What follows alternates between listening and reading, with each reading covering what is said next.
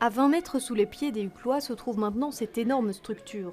Pour creuser les 1300 mètres du bassin d'orage, les responsables des travaux ont utilisé un tunnelier de 140 tonnes venu de France. Ça consiste à, pour le schématiser très simplement, construire une grande saucisse souterraine qui va récupérer à des endroits bien appropriés l'eau en surplus des égouts. Et donc cette eau sera stockée dans cette grande saucisse et une fois que l'orage est passé, eh bien, on va repomper l'eau stockée dans l'ouvrage à nouveau dans le réseau d'égouts. Cet été, le bassin a déjà servi à 3 reprises lors des fortes pluies. Une solution nécessaire dans la vallée de l'Uckelbeek, touchée régulièrement par les inondations. On voit d'ailleurs les traces de niveau d'eau presque au plafond du tunnel.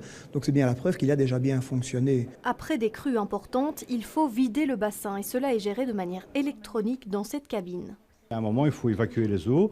Il y a différents pompes pour ça, des petites et des plus grosses. Et en fonction du niveau d'eau qui sera atteint dans le bassin, on va mettre en fonctionnement plusieurs pompes. Donc arrive ici l'ensemble des commandes. Le bassin fonctionne de manière tout à fait automatique, mais on a aussi la possibilité de passer en commande manuelle. Et si on doit venir intervenir et faire fonctionner une pompe en dehors d'un système automatique, eh bien cet écran et cet automate programmable permettent de le faire également.